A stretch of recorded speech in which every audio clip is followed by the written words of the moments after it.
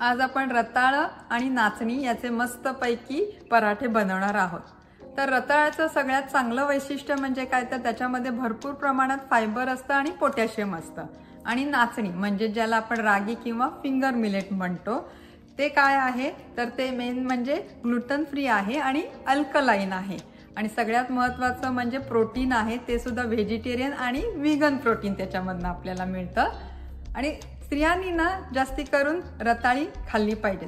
रोज सकाळी जर का एक शिजवलेलं रताळं खाल्लं ना की दिवसभर छान एनर्जी राहते। चला तर असं हे छान युनिक कॉम्बिनेशन असलेले आपण आज पराठे पटकनच बनवायला घेऊयात।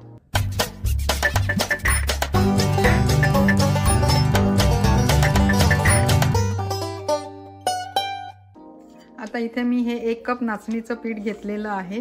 कधीही कुठलंही पीठ वापरताना ना ते नेहमी आधी चाळून घ्यायचं।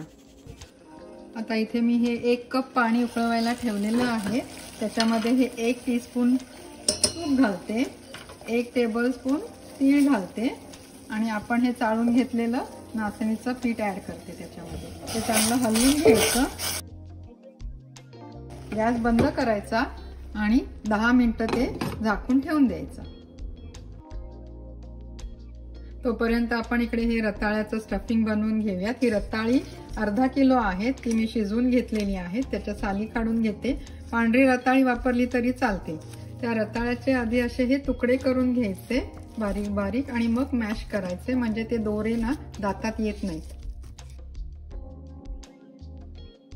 आता याच्यामध्ये 1 टेबलस्पून वाटलेला लसूण घालते, 1 टीस्पून आल्याची पेस्ट, 1 टीस्पून लाल तिखट, 1 टीस्पून आमचूर पावडर। आमचूर पावडर नसेल तर आवळा पावडर घातली तरी चालेल, 1 टीस्पून धणे पावडर, 1 टीस्पून जिरे पावडर, हळद, 1 टीस्पून ब्लॅक पेपर पावडर मिरी पावडर, 1 टीस्पून मिरचीची पेस्ट, 1 टीस्पून हिंग, मीठ आणि 1 टीस्पून ओवा घ्यायचा आहे, तो चांगला चुरून घालायचा।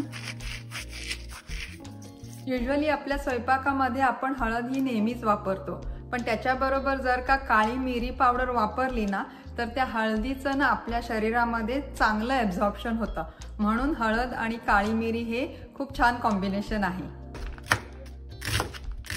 बारीक चिरलेला कांदा ऍड करते।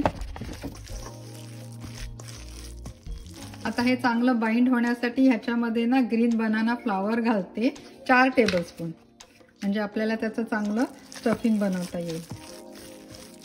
मिक्स करून घेते। आता इथे मी ही एक स्टीलची थाळी घेतलेली आहे, तुम्ही पोलपाटही घेऊ शकता।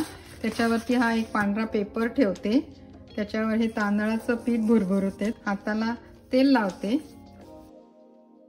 आणि तो एक नाचणीचा गोळा घेते आणि त्याचा असा उंडा बनवायचा।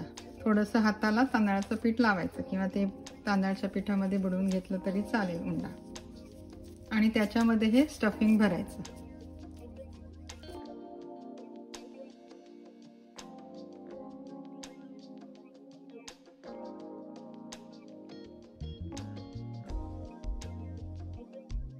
आणि अलगद हाताने लाटण्याने हे असं लाटून घ्यायचं।